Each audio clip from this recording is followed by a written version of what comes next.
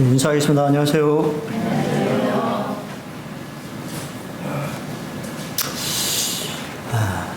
우리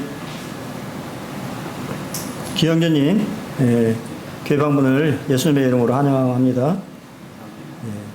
우리 또 좋은 형제를 보내주셔가지고 감사가 됩니다. 잘 적응하고 이곳에 잘 정착할 수 있도록 저희들이 잘 돕겠습니다. 오늘은 세 가지 반응 첫 번째 시간으로요. 복음에 반대하다. 17장 사도행전 17장에는 세 도시가 등장을 하는데요. 세 도시에서 보였던 세 가지 반응에 대해서 좀 나누어서 좀 생각해 보기를 원합니다. 오늘은 데살로니가에 대해서 사도행전 17장 1절로 9절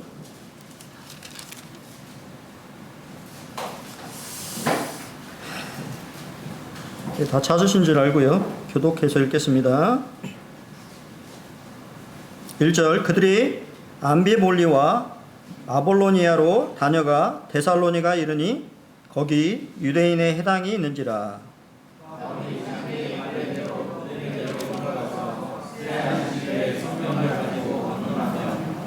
뜻을 풀어 그리스도가 해를 받고 죽은 자 가운데서 다시 살아나야 할 것을 증언하고 이르되 내가 너에게 전하는 이 예수가 곧 그리스도라 하니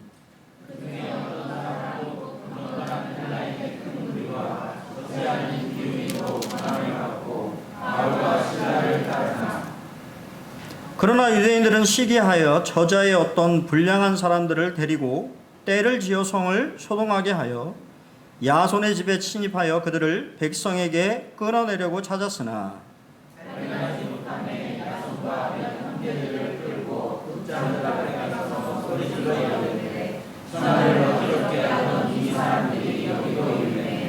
야손이 그들을 맞아 들였도다.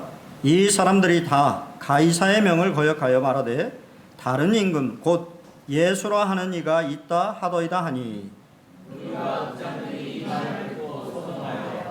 야손과 그 나머지 사람들에게 보석금을 받고 놓아주니라.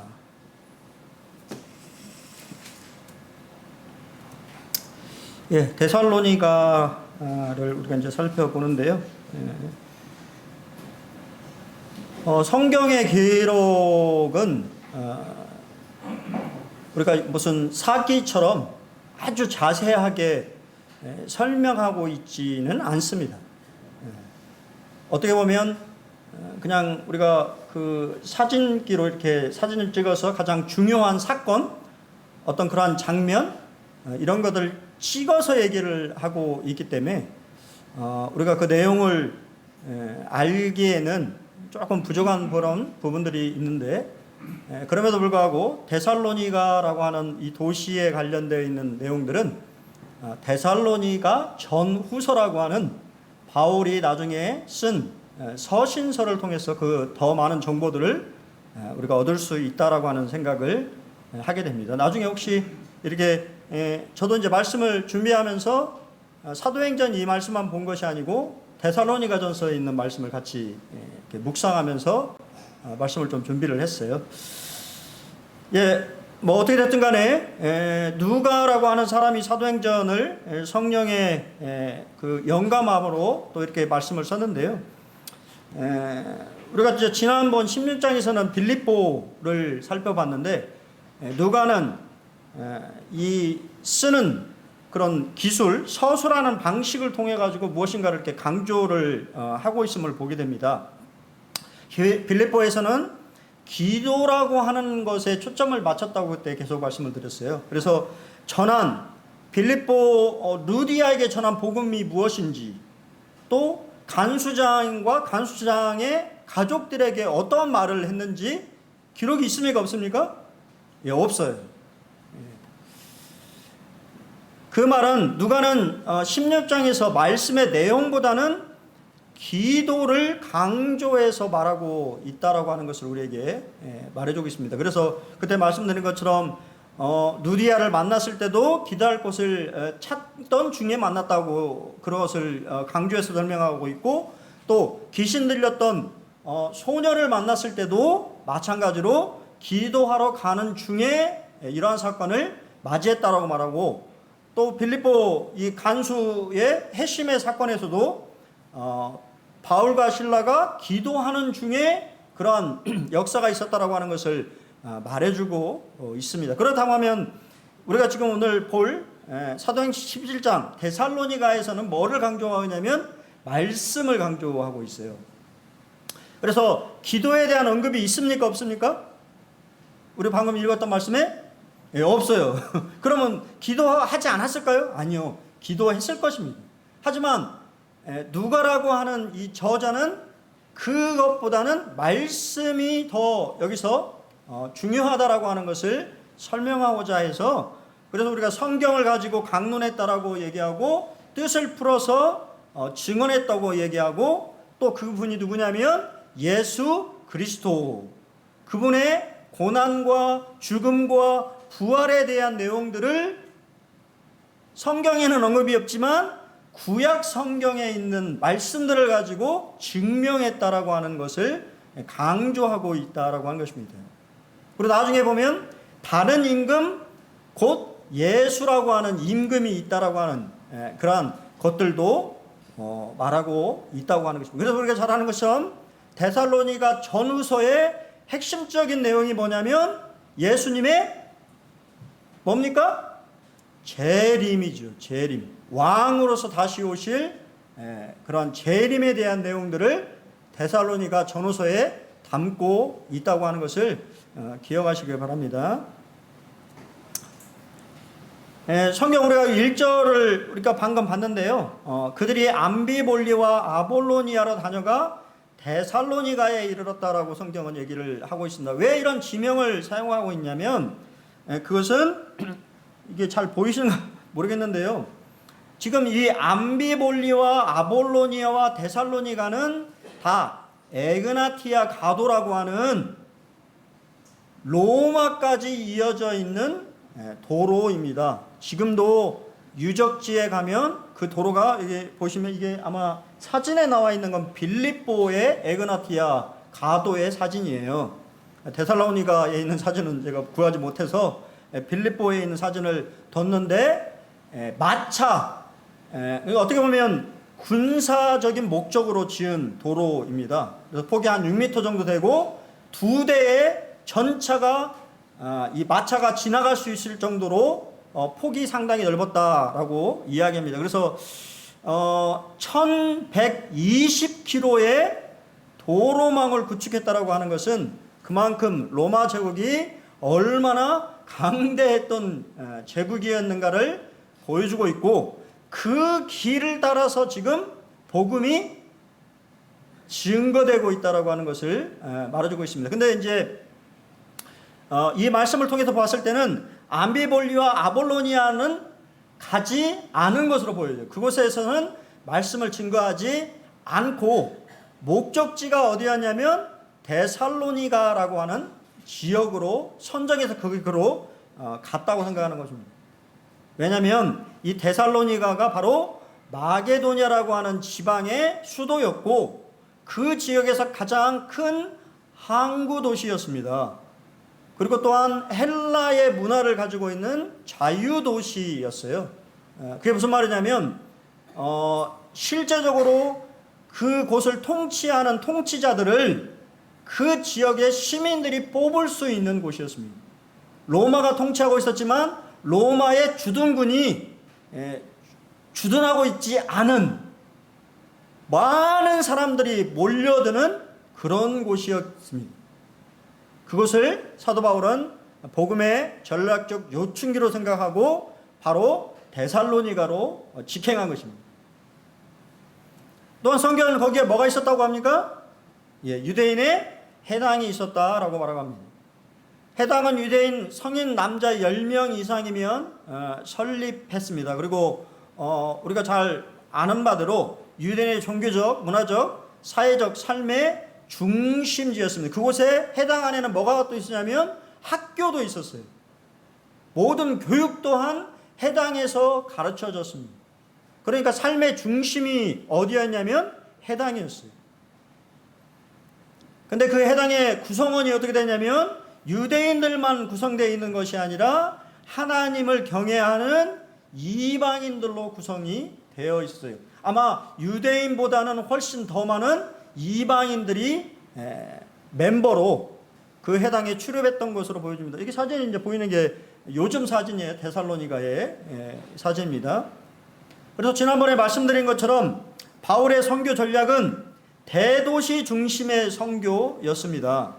그리고 도시의 유대인 회당과 사람들이 많이 모이는 시장에서 복음을 증거하는 그러한 전략을 사용했고, 믿는 사람이 생기면 바로 거기에 뭐를 세웠습니까? 교회 공동체를 세웠다라고 하는 것이죠. 이러한 전략을 가지고 이 복음을 증거했다고 하는 것이에요. 그만큼 그렇기 때문에 아까 말씀드린 암베볼리나 이런 곳을 거쳤지만 그곳에서는 사역을 하지 않고 바로 데살로니가라고 하는 아주 중요한 지역에 복음을 증거해서 그 복음이 다른 지역으로 퍼지도록 그렇게 했다라고 하는 것입니다. 자, 그러면 복음 전파 방법은 어떻게 되냐면, 성경은 바울이 자기의 갈래대로 그들에게 들어갔다라고 되어 있습니다. 갈래라고 하는 것은 습관을 말하는 것이죠. 바울은 예수 그리스도의 증인으로 살아가는 것이 습관화되어 있었던 것입니다. 왜냐하면 그 회당에 바로 복음을 들을 영혼들이 있었기 때문이죠.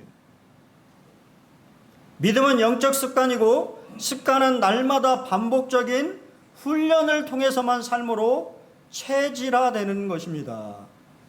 맞습니까? 네. 그러다 보니까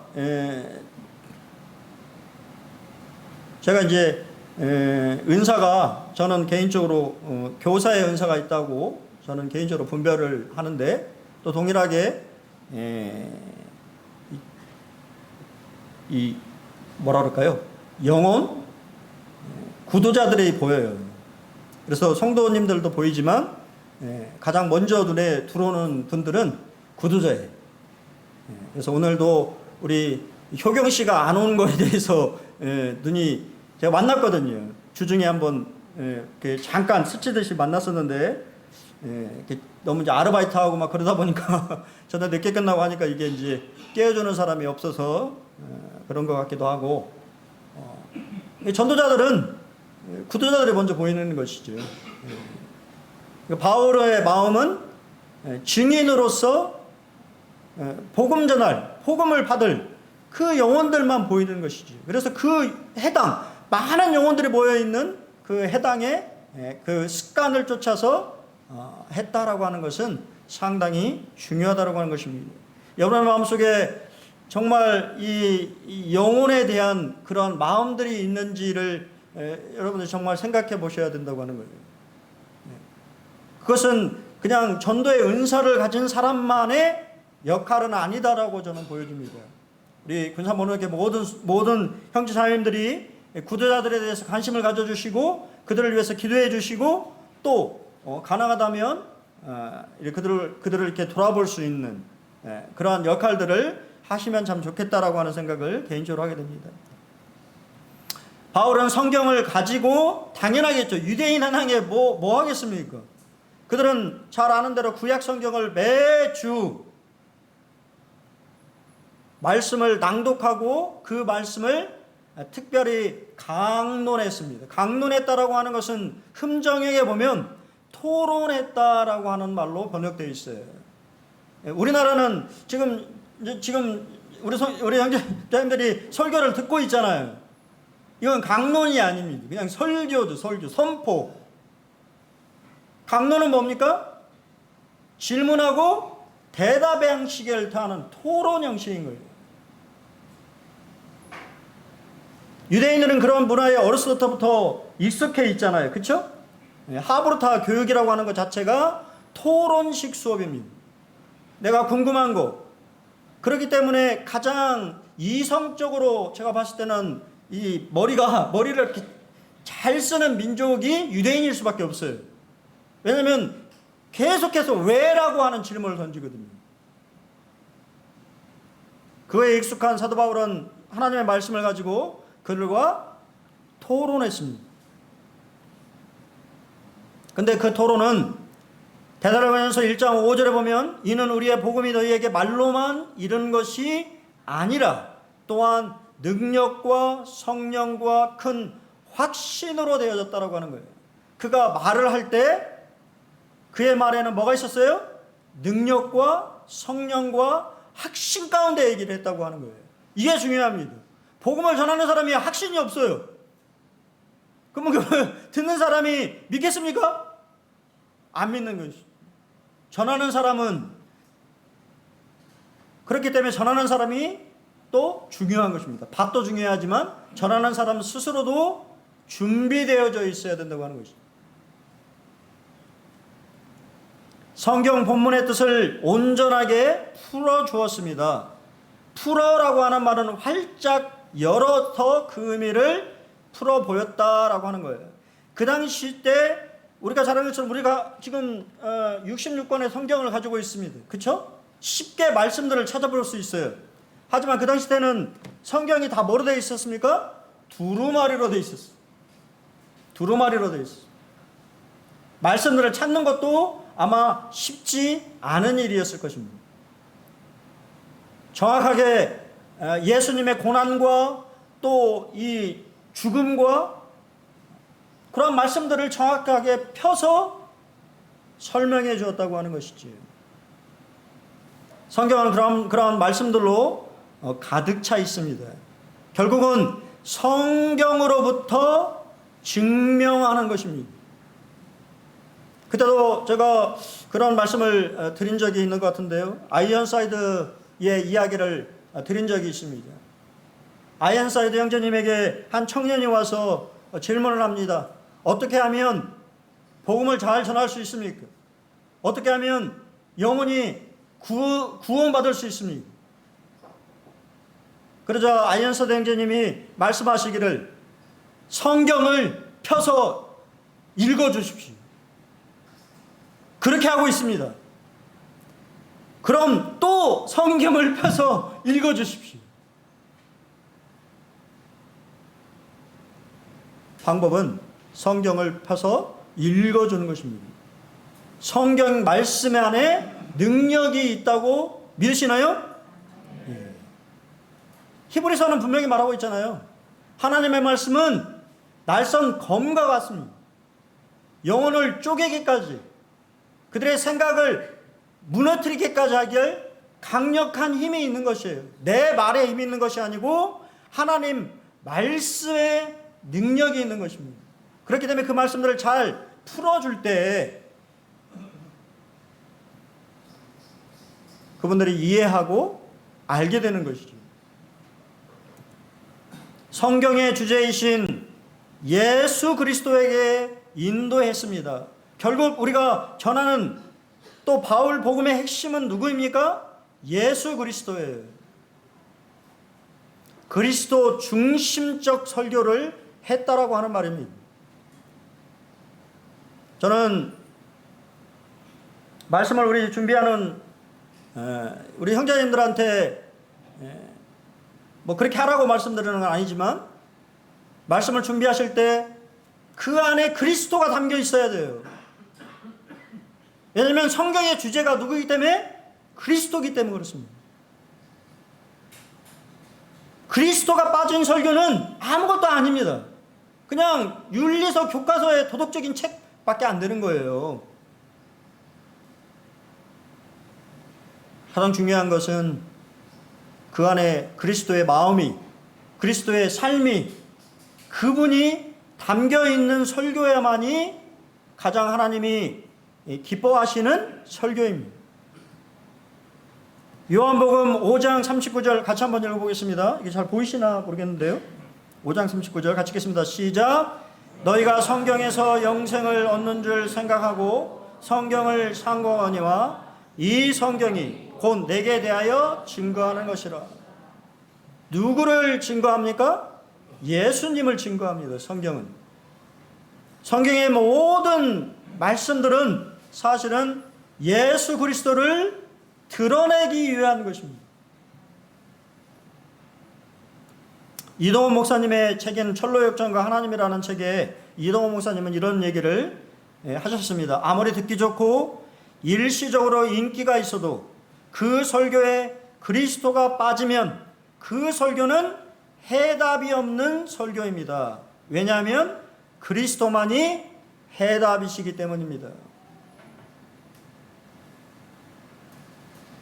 그렇기 때문에 말씀을 준비하는 우리 형제님들, 청년들이 혹시 말씀을 준비하게 될 때 그리스도 중심의 설교를 준비하셔야 돼요. 처음부터 너무 쉬울까요? 어렵습니다. 구속사적으로 말씀을 해석하는 것은 쉽지 않아요. 말씀 안에서 그리스도를 발견하는 것, 그분을 드러내는 거 쉽지 않습니다. 하지만 그런 노력들을 기울이셔야 됩니다. 그렇기 때문에 연구해야 되는 거예요. 준비해야 되는 것입니다. 세 번째는 이러한 복음을 전했을 때 반응입니다. 복음을 듣고 유대인들 가운데 일부가 성경에 보면요, 설득되어 믿었다고 되어 있어요. 설득되어 믿었습니다. 몇 명만. 그들 가운데 몇몇 사람이 승복하여 바울과 실라를 따랐다고 말하는데, 건함을 받다라는 이 헬라어 단어가 믿다, 설득을 받다라고 되어 있는데요. 중요한 건 수동태로 되어 있다고 하는 거예요. 수동태가 되었다는 것은 성령의 능력으로 믿게 되었다고 하는 거예요. 자신이 믿은 것이 아니라고 하는 것입니다. 성령이 그들에게 믿음을 주시고 그 들은 말씀들이 믿어졌다라고 하는 것입니다. 내가 믿는 게 아닙니다. 믿음은 하나님의 선물입니다. 믿게 하시는 겁니다. 나를 설득하시고 나를 믿게 하시는 그 하나님이 우리의 말씀 가운데 함께 하시기를 원합니다. 해심자 대부분은 누구였습니까? 하나님을 경외하는 이방인들이었다라고 성경은 말합니다. 여기서 바울과 실라를 그들이 믿고 따랐다라고 되어 있는데, 따르다라고 하는 말은 바울과 실라의 삶에 합류했다고 하는 뜻입니다. 즉 예수 그리스도를 쫓는 삶에 자신의 삶을 일치시켰다라고 하는 말입니다. 제자라고 하는 말은 선생의 흙먼지를 뒤쫓아가는 사람이라고 하는 뜻을 가지고 있습니다. 여러분은 우리의 선생이신 예수 그리스도, 우리보다 앞서 그 길을 가셨던 그분의 길을 잘 쫓아가고 있습니까? 그분의 삶을 잘 본받아서 쫓아가고 있습니다. 그렇게 쫓아가시길 바랍니다. 그런데 그 안에는 강경파 유대인들이 있었습니다. 그들은 시기심에 악을 행했다고 성경에 기록되어 있어요. 그러나 유대인들이 시기하여 저자의 어떤 불량한 사람들을 데리고 떼를 지어 성을 소동하게 하여 야손의 집에 침입하여 그들을 백성에게 끌어 성경에 기록됩니다. 항상 그러하듯이 사탄은 불신자들을 사용하여서 복음에 반대합니다. 또한 시대에 상관없이 사람들이 악을 행하는 방법이 똑같아요. 본인들은 뒤에 빠져서 사람들을 부추겨서 돈을 주거나, 우리 역사에 얼마나 많은 역사에 그런 것을 볼 수 있습니다. 그렇죠? 자신들은 거룩하고 경건한 것처럼 뒤로 빠지고 나중에 그렇지 않은 사람들을 고용해서 반대하는, 이것이 악한 것이죠.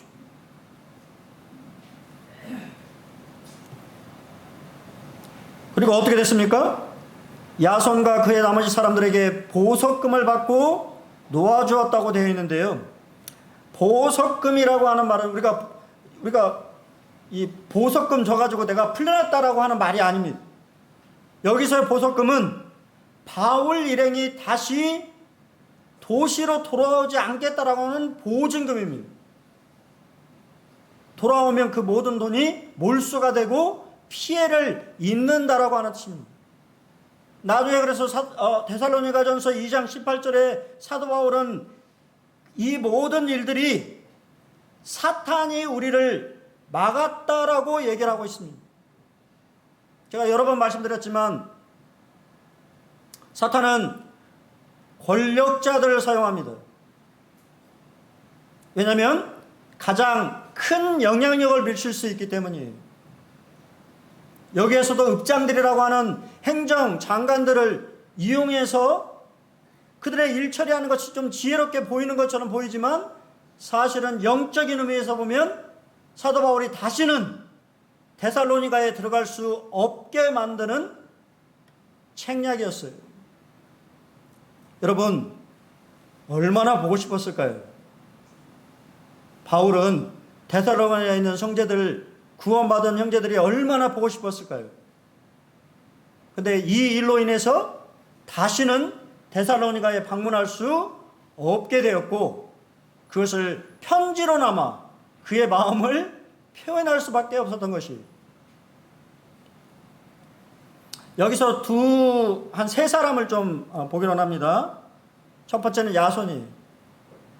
사실 제 영어 이름이 야손입니다. 제이슨이.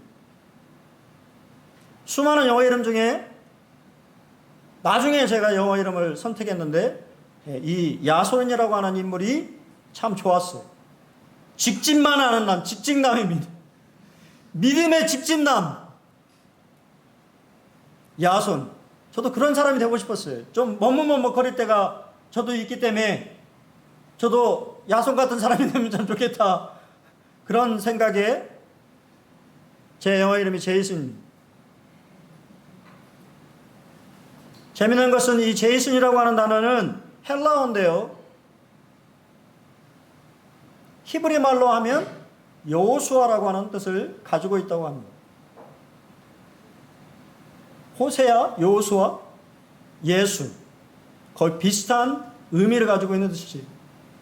나중에 보면 이 야손이라고 하는 인물이 복음을 듣고 구원받고 바울 일행을 집으로 영접하고 보호하며 끝까지 함께했다고 성경은 기록하고 있어요.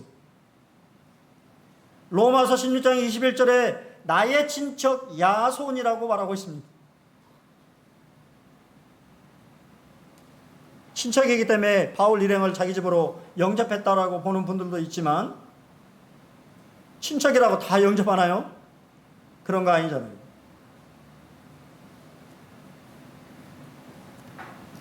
두 번째 인물은 함께 가는 아리스다고와 세군도입니다. 나중에 사도행전 20장 4절에 보면 바울의 3차 전도 여행에 함께했던 동역자들을 언급하는데 거기에 데살로니가 사람 아리스다고와 세군도라고 하는 인물이 등장합니다. 세군도는 그 후에는 등장 안 하는데 나중에 보면 아리스다고는 여러 번 몇 번 더 등장하는데 골로새서 4장 10절에 뭐라고 말하냐면 나와 함께 갇힌 아리스다고, 바울이 로마의 감옥에 갇혔을 때도 함께했던 인물이 바로 데살로니가에서 복음 듣고 구원받고 함께한 동역자 아리스다고입니다. 여러분은 그런 마음을 가지고 있나요? 주님과 함께, 내가 주님 부르시는 그날까지 함께 가겠다고 하는 주의 일에 힘쓰면서 함께 하겠다고 하는 그러한 마음들을 가지고 있습니까? 여러분들도 함께 하시길 바랍니다. 그런 분들이 되시기 바랍니다. 그렇기 때문에 사도 바울은 자신의 서신서에 그 이름들을 명확하게 기록하고 있다라고 하는 것이. 복음 전파의 결과를 좀 말씀드리겠습니다. 기독교는 하나님께서 주시고 우리가 받는 이야기입니다. 맞나요? 데살로니가전서 1장 6절에 보면 또 너희는 많은 환난 가운데서 성령의 기쁨으로 말씀을 받았다라고 되어 있는데요. 이 말씀을 자세히 잘 들여다보면 뭐가 먼저예요? 말씀을 받은 게 먼저입니까? 성령의 기쁨이 먼저입니까? 예, 성령의 기쁨이 먼저예요. 성령의 기쁨이 먼저 그들에게 임하자 말씀을 받은 것입니다. 하나님께서 성령을 주시고 그 성령으로 말미암아 그들이 말씀을 들을 때에 기쁨이 넘친 것입니다. 기쁨은 성령의 열매입니다. 기쁨을 주지 않고 환난을 견디라고 하면 신앙생활은 평안이 아니라 무거운 짐에 불과한 것이에요. 여러분, 환난이 분명히 있었어요. 어려움과 박해와 고난이 데살로니가 성도들에게 있었지만 그들의 마음에는 뭐가 있었어요? 기쁨이 있었어요. 성령으로 말미암아 기쁨이 있었어요. 그렇기 때문에 그 어려움이 아니었던 것입니다. 여러분의 신앙생활은 어떻습니까? 기쁨이 있나요? 아니면 짐인가요? 마지못해서 나오셨나요? 그렇다고 한다면 뭔가 잘못된 것입니다. 하나님은 기쁨을 주시는 거예요. 여러분의 신앙생활에 성령으로 말미암아 성령의 열매로 신앙생활이 기뻐야 되는 거예요. 기쁘지 않다고 하는 것은 내가 병들었거나 아니면 내 마음이 무디어졌거나 내 안에 성령이 충만하지 않기 때문인 것입니다. 그럴 때 우리에게 고난이나 환난이 임했을 때 그것을 이겨낼 수 있습니까? 없습니다. 두 번째는 데살로니가 교회는 주님을 본받는 교회가 되었습니다. 환난 가운데서 우리와 주를 본받는 자가 되었다라고 성경에 기록되어 있는데, 복음의 능력이 성도에게 담대함을 주고 상황을 감당할 수 있는 능력을 주었다고 하는 것입니다. 성령이 그 모든 어려움들을 감당할 수 있는 힘을 주었다고 하는 것입니다. 그렇기 때문에 신앙의 기쁨이 상황을 바라보는 관점을 다르게 했다라고 하는 것입니다. 그래서 그 모든 상황들을 수용할 수 있는 힘을 준 것입니다. 여러분, 하나님은 때때로 우리의 환경을 바꾸시는 분이 아니에요. 그렇죠? 오히려 환경을 이길 수 있는 힘을 주시는 분입니다. 그것을 견뎌낼 수 있는 힘을 주시는 분이에요. 우리는 환경을 바꾸기를 원하고 변하기를 원하지만 하나님은 그것을 이길 수 있고 버틸 수 있는 힘을 주시는 분입니다. 그렇기 때문에 하나님은 주시는 분인 거예요. 세 번째는 모든 믿는 자의 본이 되는 교회가 되었습니다. 그러므로 너희가 마게도냐와 아가야에 있는 모든 믿는 자의 본이 되었느니라. 자, 그들의 삶 가운데 믿음의 역사와 사랑의 수고와 소망의 인내가 나타났습니다. 여러분, 제가 질문 던질게요. 나는 어떤 단어를 바라보고 있습니까?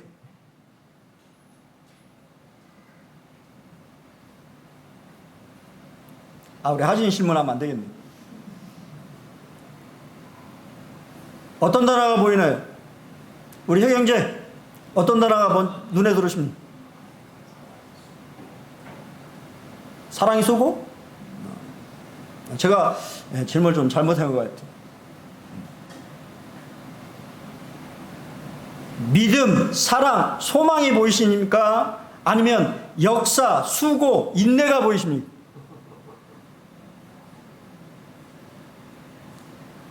제가 질문 정확히 들었어요? 믿음, 사랑, 소망이 보이십니까? 역사, 수고, 인내가 보이십니까? 뭐가 먼저예요? 믿음, 사랑, 소망이 먼저예요. 누가 주셔요? 그것을? 하나님이 주신 겁니다.